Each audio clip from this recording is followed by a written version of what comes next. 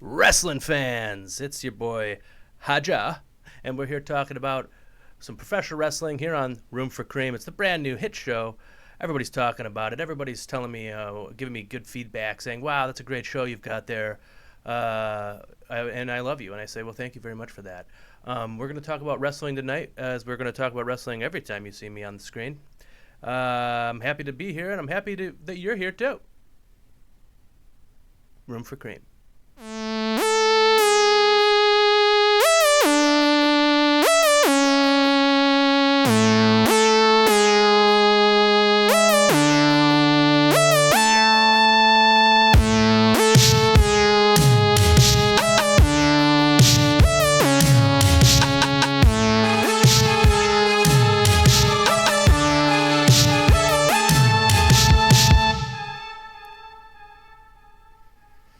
Welcome to Room for Cream, ladies and gentlemen. I'm your host, Hajo.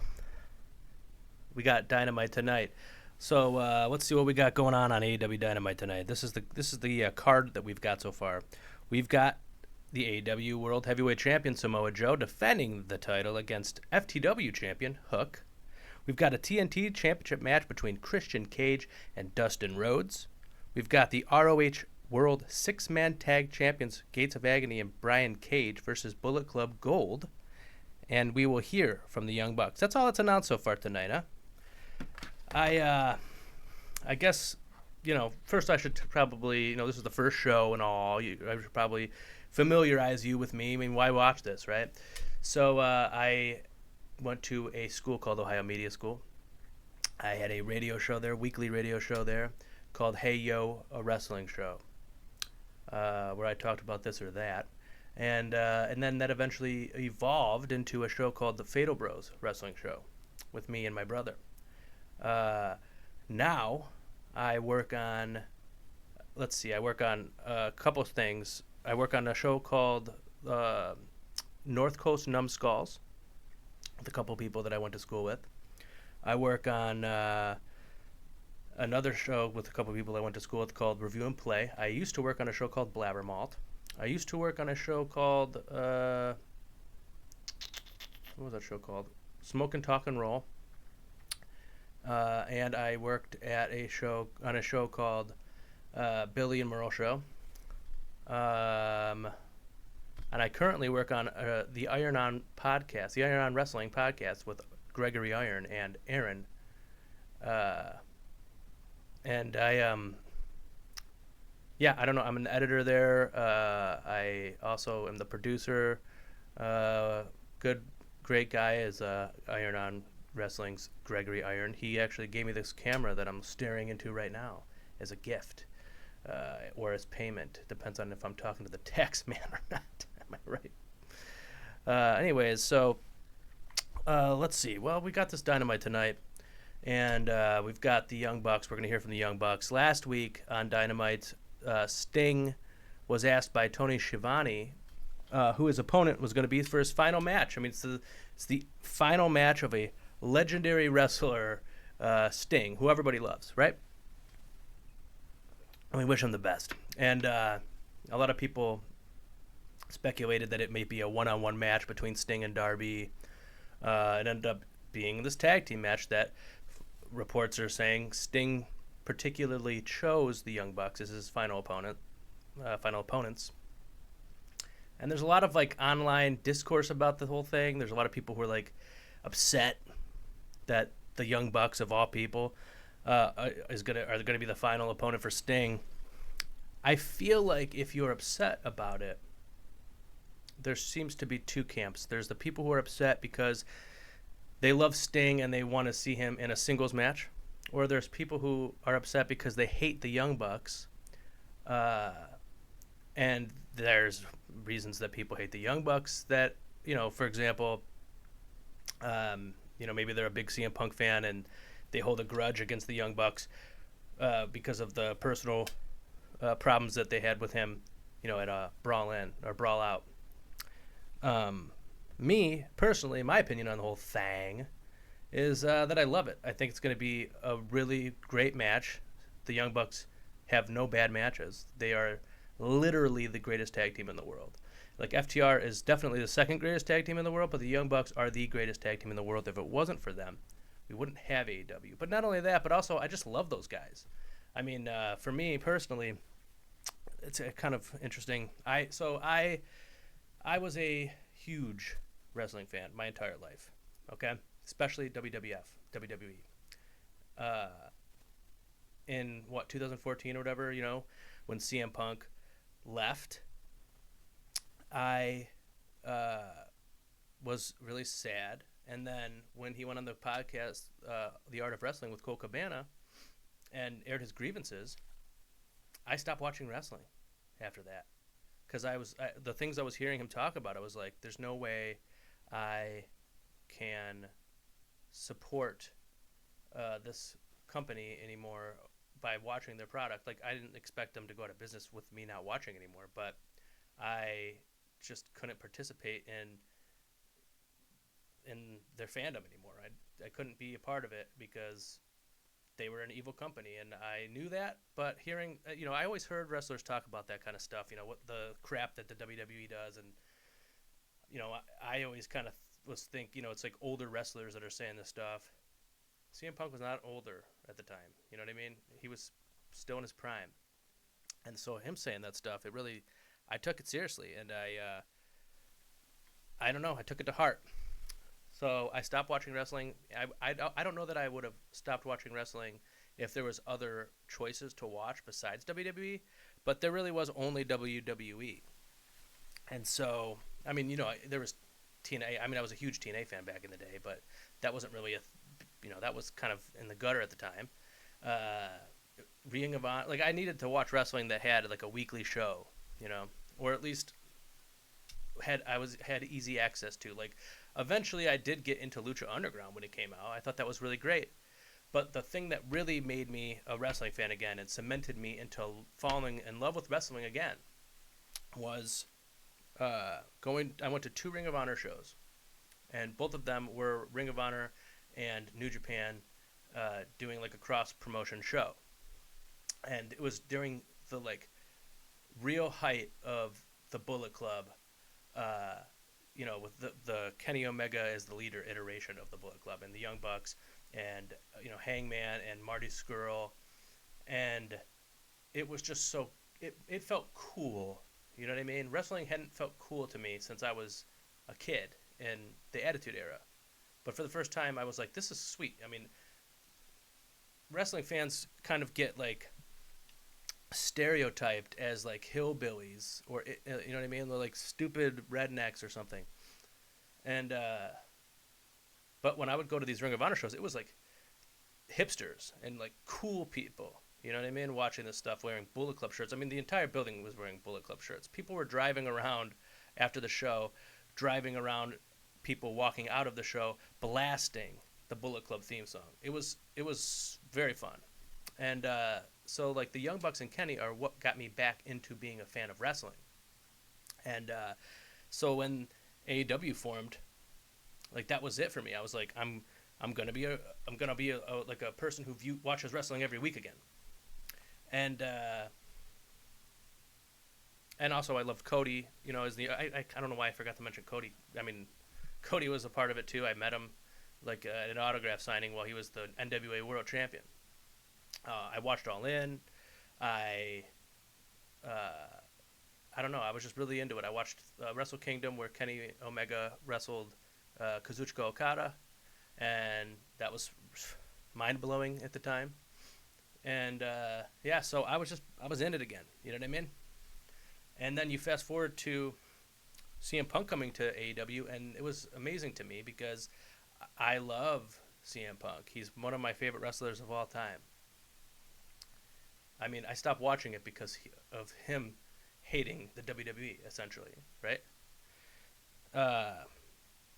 But in between those years, I did fall in love as a fan with Cole Cabana. I listened to his podcast when it was still consistently putting out new episodes. I love the guy. I think he's great. I still love the guy. And so I always kind of felt like, I thought when Punk came back to AEW that meant maybe things were better with them. And I certainly hoped so, and I certainly wish, in retrospect, that that was the case because it was not the case. But I don't know, man. I mean, I remember when the brawl out happened. I left my buddy's house, who I was watching the Pape with, and when I got home, I usually when I get home from watching a pay per view with my friend, I immediately watch the scrum. It's not exactly on right away, so by the time I get home, it's maybe starting. And pretty sure he texted me and was like, "You watching the scrum?" I put it on, and I'm like seeing all the stuff CM Punk is saying, and my heart is just being ripped out of my chest as a fan. I'm like, no, this can't. I'm like, this can't be real. This is just a really good. This is like a current modern day version of the pipe bomb promo, because if you want to trick the fans now, you have to make it seem like you hate these guys that everybody loves in real life. You know what I mean? Oh, he doesn't really hate Hangman Page, because Hangman is our hero. And then I don't know, man. I mean, all the stuff following it, I have an opinion of CM Punk that I didn't used to have. I think he's a dick. I don't know. I don't know any of these guys personally, but from the way I see it, he's a dick, and an asshole, and a selfish person, and a hypocrite. I mean, when he was doing the media scrum and he was talking poorly about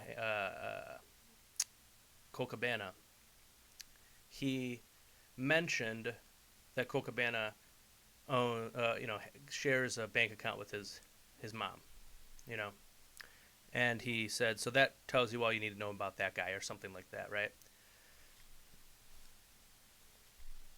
So like when Hangman Page did the promo that made CM Punk so mad, where he, said that talk about workers' rights and this and that.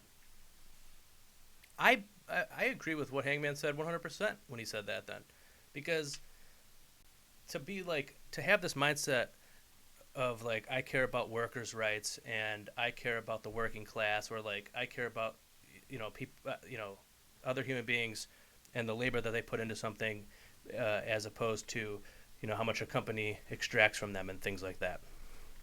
To also be like, this guy's no good because he shares a bank account with his mom, is kind of like there's probably a lot of people in today's day and age that have to share a bank account with their mom. You know what I mean? I don't know. That part always just sticks out to me as like wow, CM Punk, you're a fucking dick. Like, I don't know. I don't know Cole Cabana's situation. I'm sure he makes more money now than he did before. I would just imagine, based on the fact that he's signed to AEW or Ring of Honor or whatever. But who the fuck is CM Punk to say that? Like, you're shitting on the little guy when you say that comment, man. Like, you might not think that way because you've had a lot of money for a very long time now at this point. And I think he just lost touch. I mean, he's a guy. We all remember the fucking Tony Atlas story where with the wrist tape and CM Punk didn't want to hear it. He didn't want to take advice from Tony Atlas. Like, there's plenty of times throughout the years, Undertaker telling him that he needs to, wear a suit. I mean, I guess he did do it, but he was combative about it. Like, why is it okay for him to be, not liking to take advice from veterans, but when he's the veteran, all of a sudden he's like old school, and he's like, oh, these young guys, they don't want to take advice. You didn't either, man. That's just every generation. You just are an old man now. I don't know. I could go on for days about this because it sucks that CM Punk is a piece of shit, but he is. There's no way around it. He's just a piece of shit. He's not like as much of a. He's not a piece of shit. He's a dick. Okay, he's not like Hulk Hogan or like Ric Flair. He's not a racist or like a predator or anything like that. But he's not a nice guy. You know what I mean? I mean, you could say, well, who cares? He draws, and that's cool. But I don't watch wrestling because it draws or it doesn't draw. I watch what I like, and I don't like people who are not good people in the real world. I don't care if that's silly to you, viewer. If I know that a person is a shitty person or a dick or anything like that, I can't separate the art from the artist. I just can't do it, and I won't.